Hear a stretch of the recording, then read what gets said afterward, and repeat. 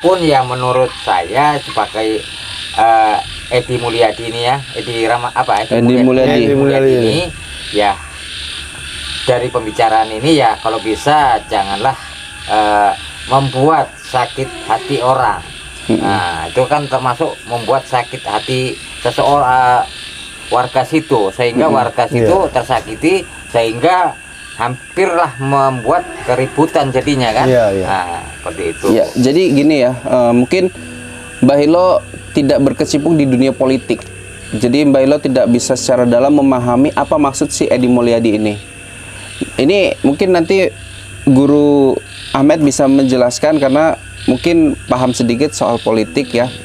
Jadi yang Mas Denny lihat dari Edi Mulyadi ini kan 2024 bentar lagi ya.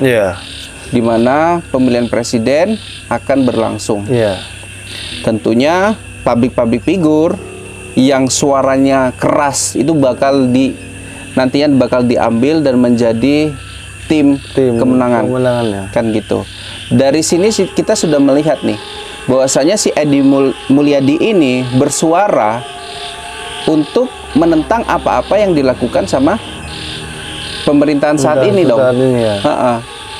Terbukti bahwasanya dia ini menyudutkan daripada pemindahan ibu kota ke Kalimantan. Padahal pemindahan ibu kota Kalimantan ini sudah jauh-jauh hari gitu. Sebelum Jokowi malah mungkin ya udah ada direncanakan untuk pemindahan ibu kota. Nggak cocok lagi. Nah, jadi apapun ya dari pengalaman-pengalaman yang lalu, apapun yang dilakukan sama Jokowi di pemerintahannya selalu salah. Itulah namanya tim di luar timnya Jokowi, itu tim suksesnya Jokowi. Apapun yang dilakukan pasti akan selalu salah. Termasuk pemindahan ibu kota yang memang apapun itu sudah direncanakan.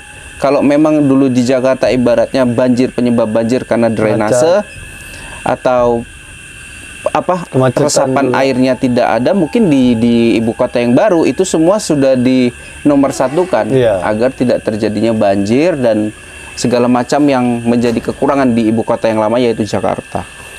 Nah, ini Pak Ilot tadi bilang bahwasanya kesalahan sedikit sudah minta maaf ya sudah.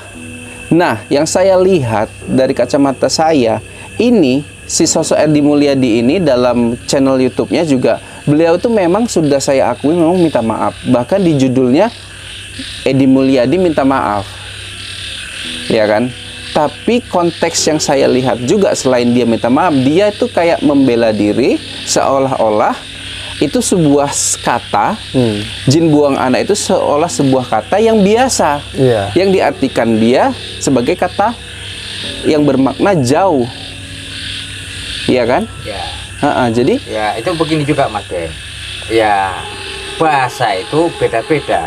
Nah, di bahasa kita seperti ini kasar, halus, di luaran itu seperti sudah kasar. Betul. Nah, seperti itu. Jadi kita pandai-pandailah membawa bahasa.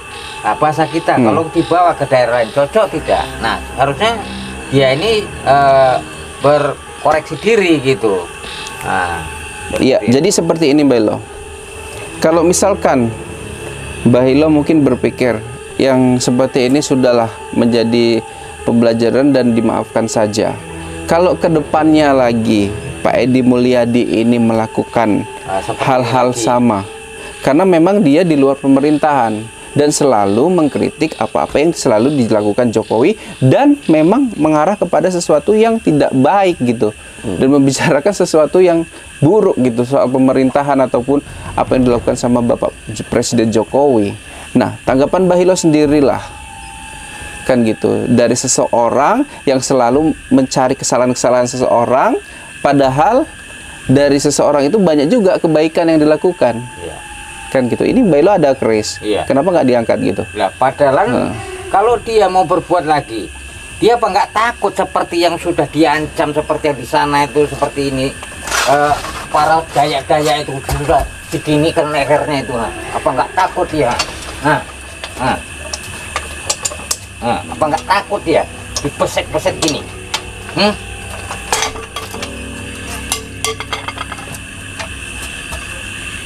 Itu asli orang Dayak. mereka tuh sudah marah besar, ya. Jadi jangan sampai mereka itu kedua kalinya, ya mungkin kalau ya tingkat kesabaran itu orang ada, ya. Mungkin kalau masih itu ya mungkin masih lumrah.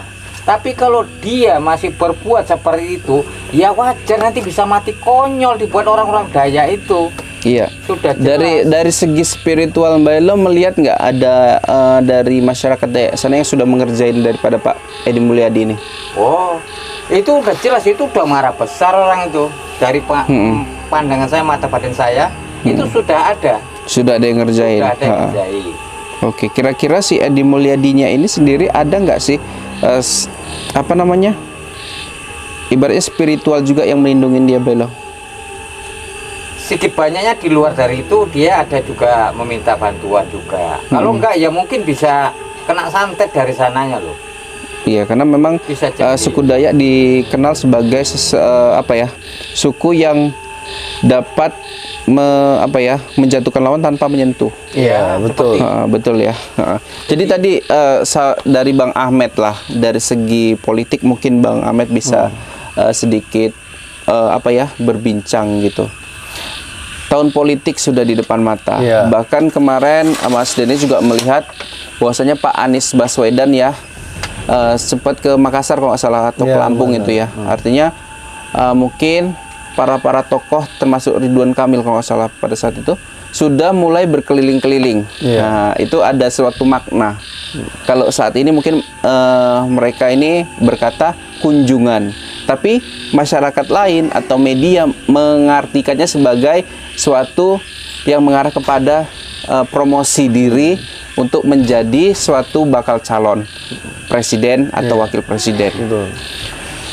Di balik itu semua ada sosok pendukung. Mungkin salah satunya Pak Edi Mulyadi yang menyudutkan apa-apa yang dilakukan sama Pak Jokowi. Iya, betul. Tentu partainya Pak Jokowi yang saat ini menaikkan beliau yaitu PDI Perjuangan tentunya berseberangan lah sama Edi Mulyadi ini untuk saat ini ya. Jadi dia seperti nyari panggung, ya, nyari panggung karena memang kubu yang kemarin tidak mendukung Jokowi cukup banyak, cukup banyak kan gitu. Tentunya di sini di waktu ini di awal 2022 ini diawali dengan sesuatu yang negatif dari segi politik dengan mengandalkan media seperti YouTube. Iya, betul. Menurut Abang gimana sih Bang perkembangan selanjutnya gini Bang?